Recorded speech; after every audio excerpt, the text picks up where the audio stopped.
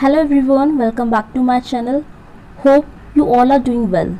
If you are new to my channel, then I am here to tell you that this channel provides you a complete knowledge regarding agriculture by conducting lectures on some of the most important agriculture books like Arun Katin Volume 1, Volume 2 and Agriculture at a Glance by R.K. Sharma at absolutely free.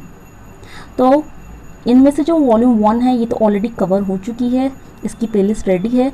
और volume 2 और agriculture glans के जो lecture हैं ये still अभी भी चल रहे हैं, उनकी प्लेलिस्ट भी क्रिएट कर दी गई है। You can check the videos description box where you get the important links of the playlist of this lecture series. Video में आगे बढ़ने से पहले अगर आप चैनल पर नए हैं तो चैनल को सब्सक्राइब करके बेल आइकन प्रेस करें और वीडियो को एक लाइक ज़रूर दें। तो आज की वीडियो में हम डिस्कस करेंगे कुछ इंपॉर्टेंट क्वेश्चंस जो क्वेश्चंस में पोस्ट कर दिया करती थी, लेकिन बहुत ही कम लोग हैं जो उसके आंसर्स भी करते थे। तो इस वीडियो में हम उन क्वेश्चंस को डील करेंगे, उन क्वेश्चंस की कुछ इंपॉर्टेंट डिटेल्स के बारे में हम डिस्कस करेंगे। So let get start. तो यहाँ पे जो पहला क्वेश्चन है ओके, बहुत इंपॉर्टेंट है। Amflora is genetically modified dash. Amflora क्या है? Options are rose, potato, sweet potato and apple. तो एम्फ्लोरा से बहुत लोग कंफ्यूज हो रहे होंगे। फ्लोरा माने फ्लावर, तो बहुत सारे सोच रहे होंगे कि फ्लावर तो यहाँ पे एक ही है रोज़, तो बहुत सारे लोग रोज़ को करेक्ट आंसर समझ रहे होंगे। बट एम्फ्लोरा के बारे में अगर जिसको नॉलेज नहीं है तो वो उसका आंसर डेफिनेटली गलत करेगा। अगर आप एक गैस लगाएंगे तब भी आपका आंसर मे भी सही हो जाए, बट अगर आपको इसके बारे में नॉलेज है कि एम्फ्लोरा जेनेटिकली मॉडिफाइड क्या है तभी आप इसका आंसर करेक्ट कर पाएंगे। तो यहाँ पे कोई तुक्का या गैस काम नहीं आएगा। तो पहले हम देखते हैं कि इसका सही आंसर जो है कितने लोगों ने कमेंट करा है। तो बहुत सारे लोग हैं जिन्होंने इसका आंसर कमेंट भी करा है। तो जैसे गौरी हैं फर्स्ट, उन्होंने स्वीट पोटैटो करा है, दैट इज़ रॉन्ग आंसर। फिर उसके बाद मोनिका, हिम्स चैनल, इन सब ने जो आंसर करा है बाकी लोगों ने वो ठीक है, पोटैटोज का राइट आंसर है। तो उसके बारे में हम थोड़ी सी डिटेल देख लेते हैं। इसका राइट आंसर क्या है? एम्फ्लोरा जेनेटिकली मॉडिफाइड पोटैटो है। पोटैटो यहाँ पे राइट आंसर है। एम्फ्लोरा होता क्या है? एम्फ्लोरा का हम एक नाम और है, इसको हम बोलते हैं EH92-527-1। ये इसका एक नाम है। वैसे इतना हार्ड नाम याद करने की ज़रूरत नहीं है, बट मैं आपको फॉर इन्फॉर्मेशन आपको बता रही हूँ। उसका एक नाम और भी है, इतना बड़ा नंबर के साथ इसका नाम है, बट एम्फ्लोरा कॉमनली एम्फ्लोरा ही याद रखना। और ये एक पोटैटो है, जेनेटिकली मॉडिफाइड पोटैटो है।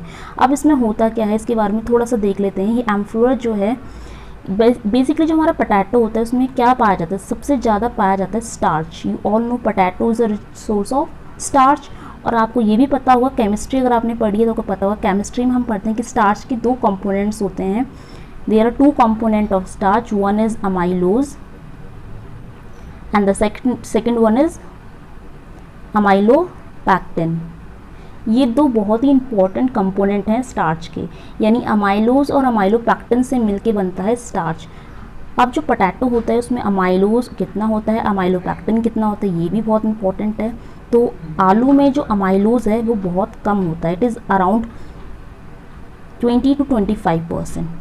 सिर्फ 20 से 25% ही अमाइलोज पाया जाता है, जबकि अमाइलोपैक्टिन स्पेलिंग भी बड़ी है और इसकी मात्रा भी बहुत ज़्यादा अधिक है। ठीक है, तो ऐसे भी याद कर सकते हो, स्पेलिंग बड़ी है, उसकी क्वांटिटी भी बड़ी है। अमाइलोपैक्टिन पाया जाता है अराउंड 75 से 80% के बीच में। ठीक है, तो अमाइलोज कम मात्रा में पाया जाता है, अमाइलोपैक्टिन ज़्यादा मात्रा में पाया जाता है।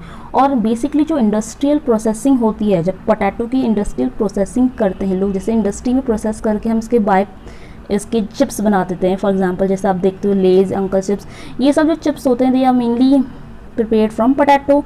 और पोटैटो में जो मेन चीज़ ध्यान रखने वाली बात है जो इंडस्ट्रियल पॉइंट ऑफ व्यू से, दैट इज़ कंटेंट ऑफ या फिर कंपोजिशन ऑफ अमाइलोपैक्टिन। वहाँ पे इंडस्ट्रियल पॉइंट ऑफ व्यू से अमाइलोपैक्टिन बहुत ज़्यादा ज़रूरी होता है एज़ कम्पेयर टू, अगर हम तुलना करें उसकी, कंपेयर करें अमाइलोज से। तो अमाइलोज इतना ज़्यादा इंडस्ट्रियली इंपॉर्टेंट नहीं है जितना अमाइलोपैक्टिन होता है।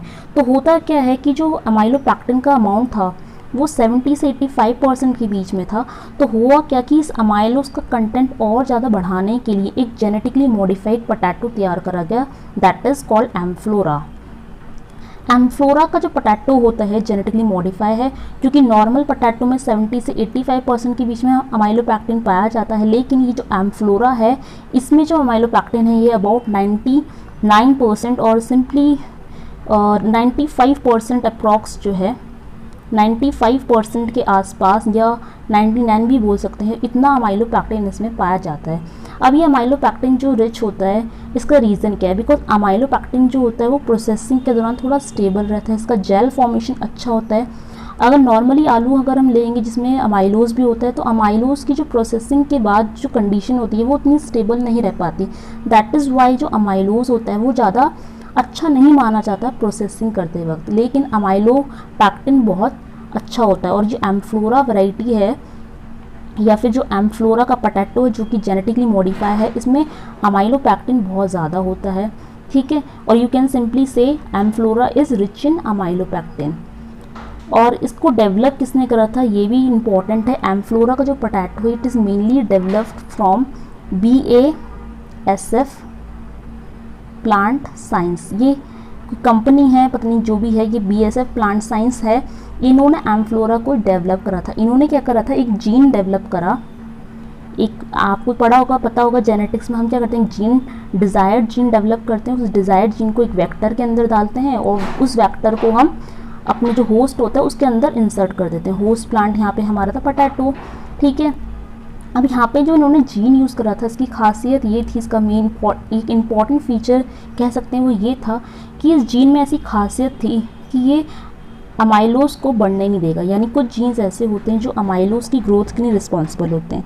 तो ये जो BASF प्लांट साइंस था, इन्होंने एक जीन ऐसा बनाया जो अमाइलोज की सिंथेसिस को रोक देगा। तो जब पोटैटो के अंदर अमाइलोज जो 20 से 25% पाया जाता है नॉर्मली, वो सिंथेसाइज होना बंद हो जाएगा, तो ऑटोमेटिकली अमाइलोपेक्टिन का कंटेंट बढ़ता रहेगा और जो एम्फ्लोरा था वो अमाइलोपेक्टिन में रिच हो गया। तो ये रीज़न था। तो ये थोड़ी सी एक स्टोरी थी एम्फ्लोरा के बारे में। जिसको थोड़ा सा एम्फ्लोरा के बारे में डाउट था कि एम्फ्लोरा फ्लावर है या क्या है, तो सबको पता चल गया होगा एम्फ्लोरा जेनेटिकली मॉडिफाइड पोटैटो है। और इसमें सिंपली आपको याद रखना है BASF प्लांट साइंस ने इसको डेवलप करा था। और इसमें बेसिकली स्टार्च का जो अमाइलोपेक्टिन होता है, ये अमाइलोपेक्टिन रिच होता है। इसमें अमाइलोज मत याद रखना, अमाइलोपेक्टिन याद रखना, इतना इसमें हमको याद रखने वाली बात है। तो ये था फर्स्ट क्वेश्चन एम्फ्लोरा के बारे में। आगे चलते हैं, नेक्स्ट क्वेश्चन पे देखते हैं, ठीक है। नेक्स्ट मैंने पोस्ट करा था डिड यू नो करके कि this is the sorghum plant. ये आप फिगर देख रहे हैं, ये सोरगम प्लांट है। अब आपसे यहाँ पे क्वेश्चन पूछा है नीचे, it is shown क्रैंस anatomy yes और नो, कमेंट योर आंसर। तो सिंपल ये सोरगम प्लांट है, ये हमें पता चल गया। क्रैंस एनाटॉमी शो करता है हाँ या ना, इतना आंसर आपको येस और नो में देना था। इसका आंसर करा कितने लोगों ने? ओके, तो बहुत सारे लोगों ने इसका सही आंसर भी करा है, दैट इज़ वेरी गुड। ये तो फर्स्ट नंबर है मोनिका पे, उन्होंने कमेंट करा है सोरगम एक C4 प्लांट है, so Kranz anatomy is present in sorghum, very good. ये कंप्लीट आंसर है और यही इसका एक वेल एक्सप्लेनेशन भी है। फिर सेकंड आंसर भी येस है, ओके C4 प्लांट है, ठीक है। सब ने ऑलमोस्ट इसका आंसर जो करा है वो सही करा है, इसका आंसर यही है येस। और क्यों यस है, सब लोगों ने रीज़न भी स्पेसिफाई कर दिया है, क्योंकि सोरगम क्या है, it is a C4 plant. Sorghum हमारा एक C4 प्लांट की कैटेगरी में आता है और जितने भी C4 प्लांट्स होते हैं रिमेंबर, वो क्रैंस एनाटॉमी शो करते ही हैं, ठीक है। तो ये इंपॉर्टेंट था, लोगों ने यहाँ पे एक्सप्लेनेशन बहुत अच्छा दिया है, दैट्स वेरी गुड। तो सोरगम के बारे में जो इंपॉर्टेंट फैक्ट्स हैं वो हमें पता होना चाहिए, because sorghum important C4 plant है। C4 में और भी प्लांट्स आते हैं हमारे सोरगम के अलावा, लाइक मेज़ इंपॉर्टेंट है, मेज़ भी हमारा सोरगम की तरह C4 है, तो उसमें भी क्रैंस एनाटॉमी शो होगी, yes. After that sugarcane, ये भी बहुत फेमस प्लांट है, मतलब C4 प्लांट है, ठीक है। सोयाबीन सोरगम, मेज़ एंड शुगर केन, और ये सब के सब जो C4 प्लांट हैं ये क्रैंस एनाटॉमी शो करते हैं। तो यहाँ पे इसका आंसर सब लोगों ने ऑलमोस्ट सही करा है। आगे देखते हैं नेक्स्ट क्वेश्चन में। नेक्स्ट क्वेश्चन जो है प्लांट फिजियोलॉजी से है और क्वेश्चन ये है कि the rate of photo respiration is high in, सबसे ज़्यादा फोटो रिस्पिरेशन इन चारों में किस में सबसे ज़्यादा हाई होता है? ऑप्शन है राइस, मेज़, कैक्टस एंड शुगर केन। और कमेंट और राइट आंसर में मैंने देखा है कि लोगों ने बहुत कमेंट भी करे हैं सही आंसर। तो यहाँ पे सब लोगों का मोस्टली जो राइस आंसर था, ऑप्शन नंबर ए राइस, वो एब्सोल्युटली करेक्ट है। तो राइस जो है इसमें फोटो रिस्पिरेशन होता है। फोटो रिस्पिरेशन क्या होता है एक बार इसको समझ लेते हैं, अगर आप लोगों को नहीं पता। फोटो रिस्पिरेशन को हम बोलते हैं C2 साइकिल या C2 पाथवे। जैसे आप C3 पाथवे पढ़ते हो, C3 C4 तो बहुत फेमस कर रखा है लोगों ने, लेकिन C2 के बारे में बहुत कम लोग जानते हैं। जो फोटो रेस्पिरेशन होता है इसी को हम C2 पाथवे बोलते हैं, क्योंकि इसमें इस पूरे पाथवे में जो पहला कंपाउंड तैयार होता है उसमें 2 कार्बन होते हैं, और इसी को हम, क्योंकि उस 2 कार्बन वाले कंपाउंड का नाम ग्लाइकोलेट होता है, इसलिए हम इसको ग्लाइकोलेट पाथवे भी कहते हैं, ग्लाइकोलेट पाथवे। ठीक है, तो उसके फोटो रेस्पिरेशन के 2 नाम हो गए, C2 पाथवे, ग्लाइकोलेट पाथवे। और सबसे ज़्यादा फोटो रेस्पिरेशन होता है राइस में। बिकॉज राइस में ही क्यों होता है, क्योंकि ये जो प्रोसेस होता है ना फोटो रेस्पिरेशन का, ये जनरली होता है C3 प्लांट्स में। किस में होता है? C3 प्लांट्स में। आपने देखा होंगे डिफरेंट कैटेगरीज होती हैं प्लांट की। C3 प्लांट इंपॉर्टेंट है, C4 प्लांट्स होते हैं, और एक होते हैं कैम प्लांट्स। लेकिन इन दोनों प्लांट्स में C3 और C4 में फोटो रेस्पिरेशन इतना ज़्यादा इफेक्टिव नहीं होता, बहुत हाई तो नहीं होता, बहुत ही निग्लिजिबल होता है, ना कि बराबर होता है। लेकिन C3 प्लांट्स का फोटो रेस्पिरेशन बहुत हाई होता है। C3 प्लांट में ऐसा क्या होता है कि वो फोटो रेस्पिरेशन करने लगते हैं, तो यहाँ पे कुछ कंडीशंस होती हैं। कंडीशंस लाइक बहुत ज़्यादा हाई टेम्परेचर हो गया, दिन में सनलाइट बहुत तेज़ है, सन बहुत ज़्यादा चमक रहा है, ब्राइट सनलाइट, और टेम्परेचर बहुत हाई हो गया, जिसके कारण प्लांट के जो पत्ते होते हैं उनके आसपास में कार्बन डाइऑक्साइड घट गई, कार्बन डाइऑक्साइड घट गई और ऑक्सीजन कंसंट्रेशन इंक्रीज़ हो जाता है। रिमेंबर दिस, प्लांट के लिए सबसे अच्छी जो गैस है वो कार्बन डाइऑक्साइड है। अगर वो गैस कम हो जाती है और जो प्लांट्स का वेस्ट होता है ऑक्सीजन होता है, हमारे लिए तो ऑक्सीजन बहुत अच्छी है, लेकिन प्लांट के लिए तो वेस्ट होती है ऑक्सीजन। तो प्लांट्स के लिए जब ऑक्सीजन बढ़ जाती है तो प्लांट्स क्या करते हैं, रिस्पिरेशन करना स्टार्ट कर देंगे ड्यूरिंग द डे आवर। दिन के समय जब धूप होती है, लाइट होती है, उस टाइम पे रिस्पिरेशन करेंगे, इसलिए इसको फोटो रिस्पिरेशन नाम से जाना जाता है। और ये कंडीशन जो होती है ये जनरली C3 प्लांट में होती है, ये भी याद रखना है। अगर आप ऑप्शंस देखें तो C3 प्लांट इनमें से है कौन? बहुत सिंपल था गैस करना, बिकॉज राइस ही हमारा एक इकलौता C3 प्लांट में आता है, और C3 प्लांट में ही फोटो रेस्पिरेशन हाई होता है। दैट इज़ वाई इसका राइट आंसर C3 होगा। सेकंड ऑप्शन है मेज़। तो मेज़ क्या C3 प्लांट है? नो, मेज़ हमारा C4 प्लांट है। कैक्टस हमारा कैसा प्लांट है? कैक्टस हमारा कैम्प प्लांट्स में कंसिडर करा जाता है। शुगर केन, गन्ना, यानी ये भी हमारा C4 प्लांट है।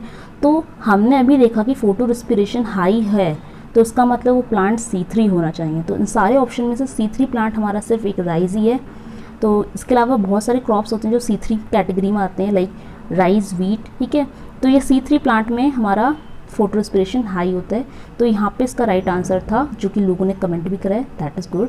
तो यहाँ पे राइस इसका राइट आंसर है। नेक्स्ट क्वेश्चन देखते हैं। ओके, तो ये मैंने पोस्ट करा था 12 जुलाई को, जब नबार्ड डे होता है। You all know NABARD day जो हम सेलिब्रेट करते हैं 12 जुलाई को सेलिब्रेट करते हैं। तो यहाँ पे मैंने क्वेश्चन पूछा था headquarter of NABARD is in, NABARD का हेडक्वार्टर कहाँ है, कमेंट करना है इसका आंसर। तो देखते हैं लोगों ने कमेंट क्या करा है। ठीक है, तो बहुत सारे लोगों ने इसका राइट आंसर ही कमेंट करा है, मुंबई इसका राइट आंसर है। सब लोगों ने करा है, तो उसका राइट आंसर है मुंबई। ठीक है, अब इसका पूरा डेट याद करते हैं। नबार्ड का जो फाउंडेशन ईयर है दैट इज़ 12 जुलाई, बट साल क्या है आगे? 12 जुलाई, ईयर है 1982। ठीक है, तो नबार्ड स्टैब्लिश हुआ था 12 जुलाई 1982 को, और इसका हेडक्वार्टर है मुंबई में। और इसके जो इम्पोर्टेंट याद करना है, इसका CEO कौन है? इसके जो CEO हैं दैट इज़, अभी प्रेजेंटली इसके जो CEO हैं that is GR Chintala. GR Chintala इसके प्रेजेंट CEO हैं, इनका नाम आपको याद होना चाहिए। तो इसके आंसर सबने ऑलमोस्ट सही करा है, that is good thing. Next question देखते हैं। नेक्स्ट क्वेश्चन मैंने पोस्ट करा था, which among the following gas is high in atmosphere. तो कौन सी गैस है जो एटमॉस्फेयर में सबसे हाई होती है? तो आपको सबको पता है नाइट्रोजन है, लेकिन नाइट्रोजन तो ऑप्शन में ही नहीं है। तो अकॉर्डिंग टू दीज ऑप्शंस, इन ऑप्शंस के आधार पे आपको बताना कि इनमें सबसे ज़्यादा हाई कौन है। ऑप्शन है नियॉन, आर्गन, हीलियम, जिनॉन। ठीक है, तो अगर इन गैस की बात करें तो इनमें सबसे ज़्यादा पाया जाता है आर्गन। तो सब लोगों ने बहुत ही अच्छा इसको पिक करा है। 78% ऑफ पब्लिक जो है उन्होंने सही आंसर पिक करा है, दैट इज़ आर्गन। बाकी कुछ ने 5% ने नियॉन करा है, और 17% ने हीलियम पे करा है, 1% जिनॉन भी आंसर करा है। तो ये आंसर तो रॉन्ग है, राइट आंसर है आर्गन का, जो कि 78% लोगों ने सही करा है। लेकिन अब हम देख लेते हैं कि एटमॉस्फेयर जो है उसमें गैस कौन कौन सी पाई जाती है, उनका कंपोजिशन कैसे। तो यू ऑल नो सबसे ज़्यादा जो मात्रा में पाई जाती है that is nitrogen. N2 nitrogen सबसे अधिक मात्रा में पाई जाती है। कितना पाया जाता है? परसेंट भी याद रखना होगा आपको, अराउंड 78%। तो हमारे एटमॉस्फेयर में 78% नाइट्रोजन पाई जाती है। इसके अलावा नेक्स्ट सेकंड नंबर पर हमारी आती है ऑक्सीजन, जो कि है 21% ऑक्सीजन। और थर्ड नंबर पे कौन आती है, बहुत सारे लोग ना कंफ्यूज हो जाते हैं कि कार्बन डाइऑक्साइड आती है थर्ड नंबर पे, लेकिन ऐसा बिल्कुल नहीं है। Nitrogen, oxygen, okay. After that third number पे हमारी जो गैस आती है दैट इज आर्गन। आर्गन को AR से रिप्रेजेंट करते हैं। आर्गन कितना होता है इसका कंसंट्रेशन, इसका परसेंटेज अगर हम बात करें, जैसे नाइट्रोजन 78 है, ऑक्सीजन 21 है, आर्गन होता है 0.93%। इसके बाद आती है कार्बन डाइऑक्साइड। तो बहुत सारे लोग ना कार्बन डाइऑक्साइड को आर्गन में घुसा देते हैं और आर्गन को नीचे कर देते हैं, ऐसा बिल्कुल नहीं है। Nitrogen, oxygen, argon and carbon dioxide. Carbon dioxide का परसेंटेज आर्गन से भी कम है, इसलिए वो नीचे आती है। कितना होता है इसका 0.03। तो इतना होता है। देखो आर्गन में 0.93 याद रखना है और कार्बन डाइऑक्साइड में 0.03। 9 की जगह 0 लगा दो बस, 3 का 3 वैसे ही रहना है। तो ये है जो एटमॉस्फेयर की इंपॉर्टेंट गैसेस हैं, इनका कंसंट्रेशन कितना रहता है।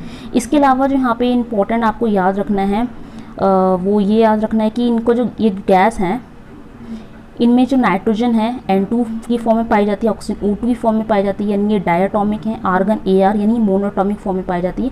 और ये सारी की जो तीनों स्टार्टिंग की जो गैस है, नाइट्रोजन, ऑक्सीजन, आर्गन, ये हमारी नॉन ग्रीन हाउस गैस है। कैसी गैस है, नॉन ग्रीन हाउस गैसेज। इनका ग्रीन हाउस से कोई लेना देना नहीं है, नॉन ग्रीन हाउस गैसेज। लेकिन जो कार्बन डाइऑक्साइड है, जो कि कम मात्रा में पाई जाती है, 0.03% में पाई जाती है, लेकिन ये हमारी इंपॉर्टेंट ग्रीन हाउस गैस में कंसिडर की जाती है। This is important green house gas. Carbon dioxide के अलावा बहुत सारी गैसेस भी होती हैं, और इसके अलावा कार्बन डाइऑक्साइड, मीथेन तो फेमस है ग्रीन हाउस में। तो आपको याद होना चाहिए जो स्टार्टिंग की नाइट्रोजन, ऑक्सीजन, आर्गन है, ये नॉन ग्रीन हाउस गैस में पाई जाती हैं, और जो कार्बन डाइऑक्साइड है ये ग्रीन हाउस गैस में पाई जाती है। इसके अलावा परसेंटेज इंपॉर्टेंट है। Nitrogen 78%, oxygen 21%, third argon 0.93%, carbon dioxide 0.03%। तो नेक्स्ट क्वेश्चन मूव करते हैं। नेक्स्ट क्वेश्चन है हमारा, blind hoeing is related to which crop. Important है और बहुत सारे लोगों ने इसका आंसर सही कमेंट करा है। इसका जो सही आंसर है दैट इज शुगर केन ही इसका राइट आंसर है। तो 87% जो पब्लिक है उन्होंने शुगर केन आंसर को राइट करा है, तो यही हमारा राइट आंसर है। ऑनियन यहाँ पे नहीं होगा, सॉर्गम नहीं होगा और टोमेटो भी नहीं है, शुगर केन। तो ब्लाइंड हुइंग होती क्या है, तो होता क्या है, ये शुगर केन की प्लांटिंग जब हम कर देते हैं, जब हम शुगर केन की सोइंग या फिर हम इसकी प्लांटिंग कर देते हैं, तो आफ्टर दैट उसी के बाद सोइंग और प्लांटिंग के बाद वीड्स को कंट्रोल करने के लिए हम करते हैं ब्लाइंड हुइंग। और स्पेशली जो हमारे ब्रॉड लीव वीड्स होते हैं, जो ब्रॉड लीव्स चौड़े पत्तों वाले, ऐसे चौड़े पत्तों वाले जो वीड होते हैं, उनको कंट्रोल करने के लिए हम ब्लाइंड हुइंग करते हैं। ठीक है, तो इंपॉर्टेंट है। ये बेसिकली शुगर केन में ही की जाती है, किसी दूसरे क्रॉप में हम नहीं करते हैं। शुगर केन से रिलेटेड है ब्लाइंड हुइंग, तो आपको याद रखना है। नेक्स्ट क्वेश्चन पे देखते हैं, mentek disease of the rice is due to. तो मॉन्टेक डिसीज़ जो है राइस की, वो किसकी वजह से होती है। तो यहाँ पे भी सब लोगों ने राइट आंसर कमेंट करा है। 71% जो लोग हैं उन्होंने सही आंसर कमेंट करा है, दैट इज़ रूट निमेटोड। तो मॉन्टेक डिसीज़ जो है बेसिकली निमेटोड की वजह से होती है, रूट निमेटोड होता है वो। और सबसे पहले ये जो डिसीज़ थी ना, मॉन्टेक डिसीज़, इसको सबसे पहले डिस्कवर करा था जापान ने। सबसे पहले ये जापान में डिस्कवर हुई थी। ये बेसिकली निमेटोड की वजह से होती है, पर इसके जो सिम्टम होते हैं वो बेसिकली मैच करते हैं पोटेशियम डेफिशिएंसी। पोटेशियम की डेफिशिएंसी वाले जो सिम्टम होते हैं वो एग्जैक्टली रूट निमेटोड की डेफिशिएंसी यानी मॉन्टेक डिसीज़ के सिम्टम भी मैच होते हैं। तो ये आपको कुछ याद रखना है, बट इसमें ज़्यादा कुछ याद नहीं रखना है, बस आपको मॉन्टेक डिसीज़ याद रखनी है जो कि रूट निमेटोड से होती है। इसमें ज़्यादा और कुछ नहीं आता। फंगस से नहीं होती है, माइकोप्लाज्मा से नहीं होती है, ग्राम नेगेटिव बैक्टीरिया से नहीं होती है, इसे होती है रूट निमेटोड से। आगे देखते हैं नेक्स्ट क्वेश्चन क्या है। तो नेक्स्ट क्वेश्चन जो है सॉइल साइंस से था, जो मैंने पोस्ट करा था और कहा था आपको आंसर कमेंट करने के लिए। तो यहाँ पे क्वेश्चन था, particle density of most of the soil is dash gram per cc. तो ये ग्राम पर सीसी यूनिट हो गई। तो आपको बताना था कि पार्टिकल डेंसिटी कितनी होती है नॉर्मली सॉइल की, एवरेज वैल्यू बतानी। तो ऑप्शन हैं और यहाँ पे हम पहले देख लेते हैं कि आंसर लोगों ने क्या कमेंट करा है। ठीक है, तो या मोस्टली लोगों ने जो आंसर कमेंट करे हैं, ज्योति रानी एंड लोकेश सिंह, सब ने सही आंसर कमेंट करा है, that is option number C जो है 2.65 ग्राम पर सीसी। 2.65 ग्राम पर सीसी इसका राइट आंसर है। अब एक बार हम देख लेते हैं कि पार्टिकल डेंसिटी क्या होती है और एक फेमस जो होता है बल्क डेंसिटी। दोनों में थोड़े लोग कंफ्यूज हो जाते हैं, what is particle density and what is bulk density. उसके बारे में हम थोड़ा देखते हैं। ठीक है, तो पार्टिकल डेंसिटी आपको पता चल गया है ये कितनी होती है, 2.65 ग्राम पर सीसी होती है। लेकिन एक्चुअली पार्टिकल डेंसिटी है क्या? पार्टिकल डेंसिटी का मतलब क्या होता है, इसका फॉर्मूला क्या होता है? सबसे पहले तो उसके कई नाम हैं। एक पार्टिकल डेंसिटी ही इसका नाम नहीं है, इकलौता नाम नहीं है, इसके और भी नाम है। पार्टिकल डेंसिटी को हम ट्रू डेंसिटी भी बोलते हैं और स्पेसिफिक ग्रेविटी के नाम से जाना जाता है, स्पेसिफिक ग्रेविटी। ठीक है, पार्टिकल डेंसिटी को हम ट्रू डेंसिटी बोलते हैं, स्पेसिफिक ग्रेविटी बोलते हैं। और ये होती क्या है, अगर हम बात करें इसकी फॉर्मूले की, तो फॉर्मूला इसका क्या होता है, एक बार फॉर्मूला देखते हैं इसका। फॉर्मूला इसका होता है, तो पार्टिकल डेंसिटी का फॉर्मूला होता है वेट ऑफ सॉइल सॉलिड्स। ठीक है, वेट ऑफ सॉइल सॉलिड, यानी सॉइल का जो सॉलिड पोर्शन है उसका weight divided by volume of soil solid, volume of soil solids. तो ये हमारी होती है पार्टिकल डेंसिटी, यानी वेट ऑफ सॉइल सॉलिड को डिवाइड करना होता है वॉल्यूम ऑफ सॉइल सॉलिड से। डेंसिटी तो सबको पता है ना, weight upon mass upon volume, तो मास यानी वेट और अपॉन वॉल्यूम। अब ये जो पार्टिकल डेंसिटी होती है किस किस फैक्टर पे डिपेंड करती है? अगर हम बात करें इंपॉर्टेंट फैक्टर्स क्या हैं, किन किन फैक्टर से अफेक्ट हो जाती है, तो ये सिर्फ एक ही फैक्टर से अफेक्ट होती है, and that is the organic matter. अगर हम बात करते हैं ऑर्गेनिक मैटर की, किसी भी मिट्टी में अगर आपने ऑर्गेनिक मैटर ऐड करा तो उसकी पार्टिकल डेंसिटी बढ़ेगी या घटेगी, क्वेश्चन ये है। तो जनरली होता है क्या है, ऑर्गेनिक मैटर को ऐड करने से हमारी पार्टिकल डेंसिटी जो होती है वो हमेशा डिक्रीज करती है। Remember this point, organic matter को ऐड करने से पार्टिकल डेंसिटी रिड्यूस होती है, और ऑन एन एवरेज इसकी जो एवरेज वैल्यू होती है किसी भी सॉइल की पार्टिकल डेंसिटी की, वो होती है 2.65 ग्राम पर सीसी। तो ये तो हो गई पार्टिकल डेंसिटी की बात। अगर हम बात करें दूसरा जो हमारा important, that is bulk density, वो भी इंपॉर्टेंट होती है। बल्क डेंसिटी सबसे पहले इसके देख लेते हैं, इसके भी कई सारे नाम हैं, जैसे पार्टिकल डेंसिटी के ट्रू डेंसिटी बोलते हैं, स्पेसिफिक ग्रेविटी बोलते हैं, वैसे ही बल्क डेंसिटी को हम क्या बोलते हैं, बल्क डेंसिटी को हम बोलते हैं apparent specific gravity, apparent specific gravity इसको दूसरा नाम है। ठीक है, और जनरली बल्क डेंसिटी कितनी होती है, बल्क डेंसिटी जो होती है वो पार्टिकल की जस्ट आधी होती है। जैसे हमने पढ़ा पार्टिकल डेंसिटी 2.65 है, अब 2.65 का आधा कर दो, आधा माने 2 से डिवाइड करो तो क्या बनेगा, 1.33 कुछ समथिंग कुछ बनेगा। ठीक है, 1.3। ठीक है, तो 1.3 ग्राम पर सीसी ये हमारी एवरेज वैल्यू होती है बल्क डेंसिटी की। ठीक है, अब यहाँ पे भी एक फैक्टर इंपॉर्टेंट है, that is the organic matter. अगर हम किसी सॉइल में ऑर्गेनिक मैटर को ऐड करें तो पार्टिकल डेंसिटी पे क्या फ़र्क पड़ेगा, बल्क डेंसिटी बढ़ेगी या घटेगी। जैसे हमने पार्टिकल डेंसिटी में देखा कि ऑर्गेनिक मैटर को ऐड करने से या ऑर्गेनिक मैटर बढ़ाने से पार्टिकल डेंसिटी घटने लगती है, सेम वही इफेक्ट बल्क डेंसिटी में भी काम आता है। यानी अगर हमने ऑर्गेनिक मैटर ऐड करा है तो बल्क डेंसिटी भी क्या होगी, घटेगी।